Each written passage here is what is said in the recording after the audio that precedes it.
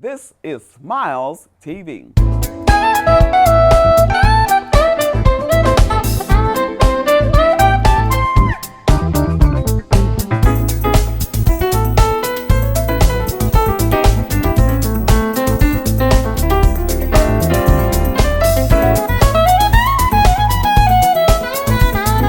Welcome to Smiles Television Talk Show. I'm your host, Stephanie Anthony Miles, and thank you for tuning in again. We bring to you three hearts with one agape purpose. Commander Valerie Young with the VFW, and Brianna Grayson, a mental health advocate and a prolific writer. Stay tuned because we are going to talk about authority. We're going to talk about kids, as we did last time, who may be growing up too soon. And a lot of people are graduating, and what are they going to do from here? Stay tuned for more Smiles. This episode of SMiesTV features three hearts with one agape purpose. Join host Stephanie Anthony Miles as she speaks with Valerie Young, a U.S. military veteran, a Veterans of Foreign Affairs commander, VFW Post 3480, in East St. Louis, Illinois. Valerie brings an extensive background in criminal justice, from crime scene analysis to law and procedures. Valerie is also a melanated mother of two, servant leader, and a poet. We also meet Brianna Grayson, a mental health advocate who lives well with bipolar disorder and empowers others to do the same. Featured in the Healthy Reader's Digest, Brianna is a skilled technical writer with a passion for storytelling. Together, Stephanie, Valerie, and Brianna bridge a wide age gap.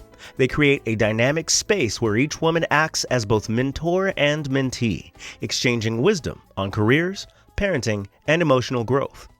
Stay tuned for a fresh perspective on everything new, parenting challenges of adult children, and bridging generational gaps on this episode of Three Hearts with One Agape Purpose. Welcome back to SMiesTV. Last time, we ended up talking about the pressures that push children into adulthood before they're ready. So let's start like this, ladies. What signs do you see that children today are still being rushed into grown-up roles, or do you see any signs?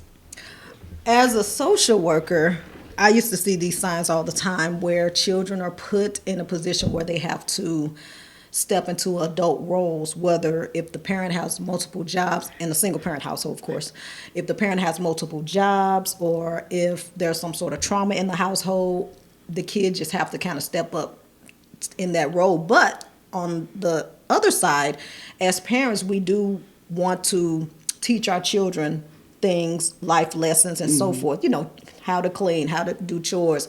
When it comes to emergency numbers, what numbers to call. So certain roles puts that child there. So Brianna, do you see children trying to grow up too soon, and do you see adults pushing them in that direction? Yes, sometimes I think that kids do want to grow up too soon, and I see it on social media when they are making posts that, maybe inappropriate. And adults, sometimes they do push kids to grow up too soon, like when Valerie mentioned in the household, when they're given roles that may be not age appropriate yet, like taking care of younger siblings and things like that. Well, let me ask this question. So if they are doing that, how does that shape their views of adults, their views of authority figures? We emulate. That's what we do. What we see, we imitate. And when it comes to society, to answer the previous question, society plays a huge factor. Like, from the music shift to how celebrities are, you want to emulate their lifestyle and so forth. Or if you want to go outside your household and develop a bond within, quote unquote, the gang culture, all this plays a part because at the end of the day, we're still emulating something or someone. Mm-hmm. Authority figures in children, whether they're growing up too fast or not. What is an authority figure? Could be parent, teacher, your boss at work. Military personnel, just someone up the chain of command, really. So how do we learn to respect authority, or is that still a thing today? Do we respect authority anymore? Do we train our children to do so? It starts at home. First, you have to respect your parents. If you don't respect your parents, you might have trouble respecting authority because that's your first authoritative figure. I read somewhere actually the other day. They talked about the literacy rate of children. The kid cannot read. So they said, well, who is at fault? The parent, the educators, or I don't know what the other person was. So I say that to say this.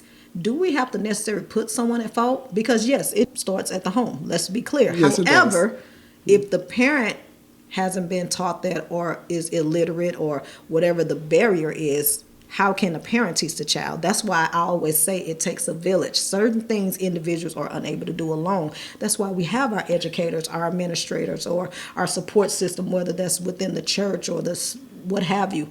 It takes a village. So to say who's at fault, I can or cannot say that. But you say that children or young adults respond differently when authority is inconsistent. Yes. Brianna? I think so. And I'll say that because I think you started off saying it starts at home, and it really, really does. Yes. And so if the parent is not consistent in even disciplining and giving that authority to the children, then it throws the home into chaos. I used to tell my kids, you have to obey authority unless they are telling you to do something sinful. You don't have to obey authority if they want you to lie, cheat, or steal. But we have to obey authority because it's God-given. God gives us authority figures. Any comments on that? When it comes to parenting, I know they say it is a rule book, but technically, is it a rule book? Because we're still learning and developing each and every day. I just want to get that out the way. Now, when you speak on authority, yes, we live in a society that's governed by rules. Rules is really needed. If you don't pay attention and you're driving too fast or you miss that light, guess what? You're going to crash. If you don't look when you cross the street, guess what? So we have to be very attentive in regards to what we're going to do. I respect authority, of course, as you mentioned, if it's in a sinful nature or if it contradicts my character, we have a problem. Because I was brought up with respect. And if I wasn't brought up with respect within that household, I went to the military or I engaged in something, whether it was, how we had the neighbors as your family, someone taught you something. And if you didn't get taught that, maybe television part, everyone clings on to something. That's where that emulation comes in.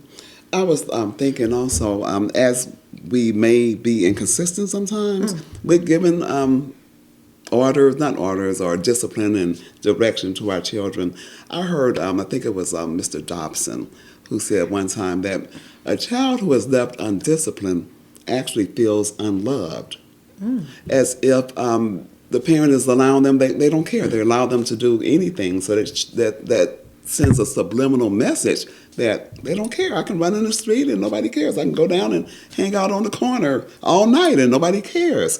And I think that can shake up a child. Have you guys ever found yourself in a position where the authority figure was actually giving you bad advice? As a disclaimer, I do believe we all are naive to a certain factor. I really do. And naive is basically sometimes we're just uninformed or we don't have the full entirety of the situation. So when it comes to parenting and how to parent, because sometimes you have young parents or you have old parents or whatever, how they parent is their style, whether they know it or not. But half these parents, they parent because of previous circumstances or situations or traditionals and so forth. So in a sense, we are naive at some things. We really are. And that's okay to be naive, but are we willing to learn an alternative? Okay. Brianna, you've been very quiet over there. And we're going to bring you in on this. And I just want you to share, have you had any experiences where you had quote-unquote bad authority and had to do something different or confront that individual in any kind of way? I don't have an example right now that I can think of, but one that I hear a lot is when people are discouraged from continuing their education, which is a pet peeve of mine. And some adults will do that to young kids, teenagers, and what have you. And speaking of college and school, It's graduation time for a lot of kids right now. And as a matter of fact, Valerie, congratulations to you. Now, who just graduated? Yes, shout out to my daughter Virtuous, proud mom over here. My daughter just graduated along with her class, Wyvetta Young School of Excellence in East St. Louis. Whoop, whoop.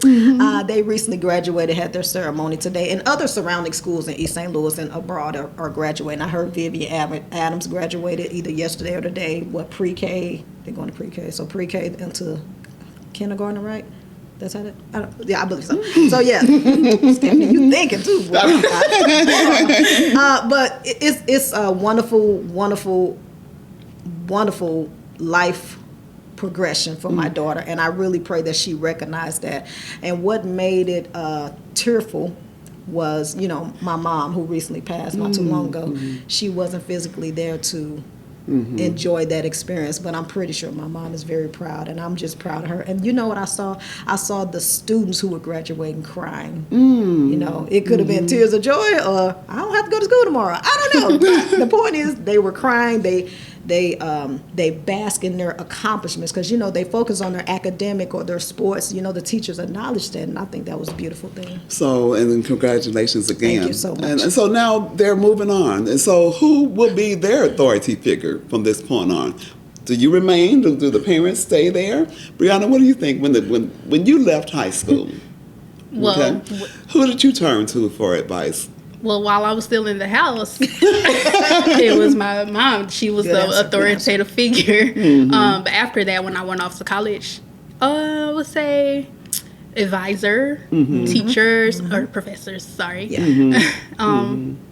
Teachers and advisors, mainly. I would say myself, because you are kind of on your own. Yeah. And I'm, still figuring it out. So I wasn't the best authoritative figure to myself, but that's who it was. I'm under the impression that we have authority figures all of our lives. Agree. And I think we have to instill that from the youngest of the young into all ages, because if children don't learn to obey authority at home, when they get out here in school, you have chaos in the schools. They don't want to obey the teachers. And then from there, you can still have college, and they still need to obey. Then they're in the streets driving around. We have rules and regulations. We have policemen that we must obey. Yeah. They're authority figures. Yeah. We know that there have been some incidences with abuse of authority on all levels. Yeah. However, I believe we are responsible for obeying good authority. I do agree. I really won't rebut that. I will always be an authority figure for my children's life. It may, as they continue into adulthood, I just want to let them know I'll be backing back a bit, because this is a season where they have to go out and experience life. It's certain things, they're going to always need your parents to a certain extent, but the reins when they were in the household are 0 to 17 and a half before your 18th birthday, it hits a little bit different when they go into adulthood. Now, you do have those people that enable their children and vice versa into adulthood, and then that could be an issue too. Brianna, you know what the hardest thing for me was with my children? What? Is when they turned a certain age and I couldn't go into the doctor's office with them. That is true. I don't like that. They had to give me permission to go sit in with them. Well, and I'll say, Brianna, because you're closer to the age than anybody else. Let me ask you this. Do you remember a time when your parents had to get permission for, even in school? We can't look at transcripts and things of that nature unless you guys signed that for us.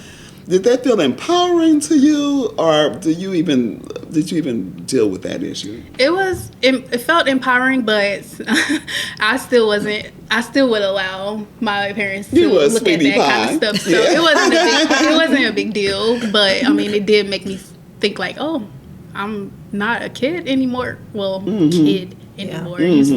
I am of the belief that up until you're 30, you don't know nothing about nothing. Right. And you know what? I didn't know, and you can help me with this, and I didn't realize that our brains don't even stop developing until what age? Like 25. Is it 25?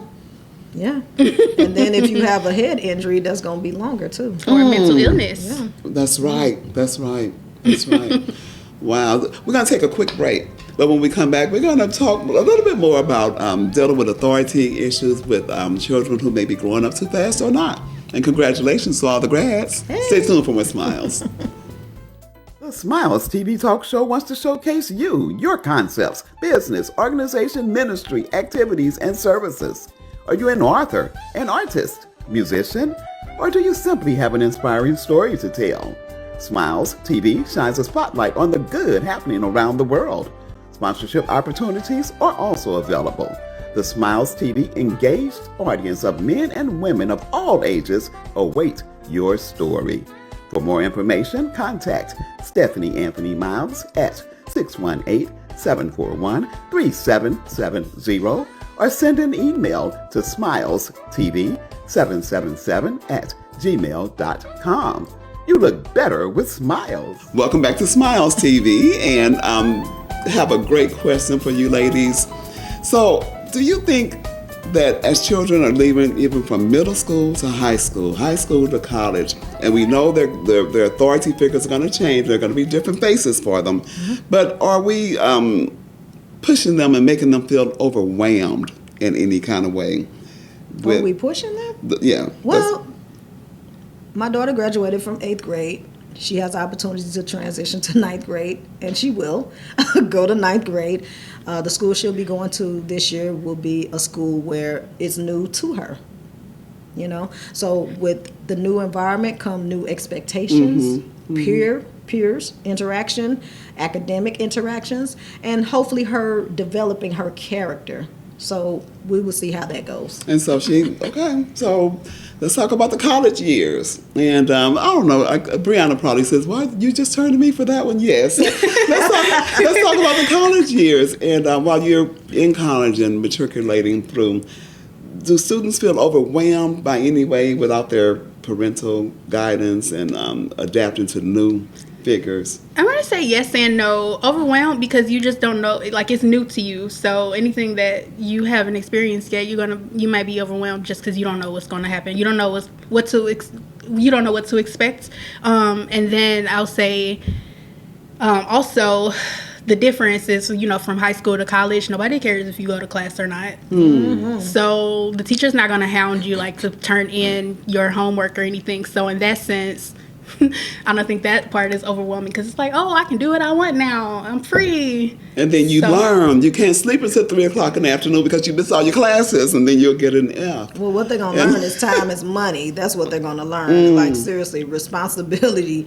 The teacher don't have time to coddle you or hold your hand anymore. Mm-hmm. At this level, they're like, hey, we expect this out of you, but if not, I'm not going to say they don't care one way or another because they still going to get their paycheck. Right. You have a syllabus, you go in there, you have your list of class, 8 o'clock. It's like, you want to do this or not? You there at 9? I don't know what to tell you. So it is a heap of expectations. And you know what? That's a good way of instilling some adult behavior into the kids.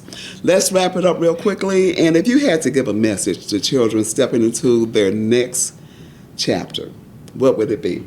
Stepping into the next chapter, education is important, and don't let anybody tell you that it's not. And it doesn't have to be a traditional college. You can get certifications or a trade. It doesn't have to be traditional. And if you're worried about the student loans, because that is an issue, maybe you can go to community college for 2 years and make sure you go to a school that's in state, because that will make a big difference. But I would leave with this, like, education is very important. Yes, ma'am. And Miss Valerie, Commander Valerie. Thank you. I do believe in furthering your education. I really do. I would love for people to just be authentically themselves. They don't have to follow anyone. They can just do what they feel is necessary. We will fall, we will stumble, we will have bumps and bruises, but what you do after that is very important. But I encourage people to just stay authentic. That's great. That's great. Valerie, I have to say what you said as well. Be authentic. Yeah. There's only one you. Yeah. All right, ladies. All right. Well, thank you again for another episode of Three Hearts with One Agape Purpose. And thank you for tuning in. Remember, only what you do for Christ will last. And Jesus is the Lord. The Lord be magnified. The Smiles Television Talk Show wants to showcase your business, organization, church, and activities. If you have an interest in being a guest on Smiles Television Talk Show, or if you have any show ideas, contact Stephanie Anthony Miles at smilestv777@gmail.com. You may also call 618-741-3770. Tell your friends to subscribe to the Smiles YouTube channel. Let Smiles TV increase your reach. Remember, you look better with smiles. IDEX Media does a lot. From IDEX Photography to IDEX Films. We help create forever memories and forever impressions.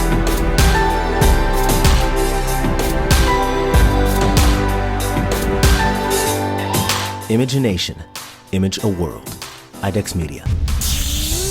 Awesome sauce. Yeah, baby.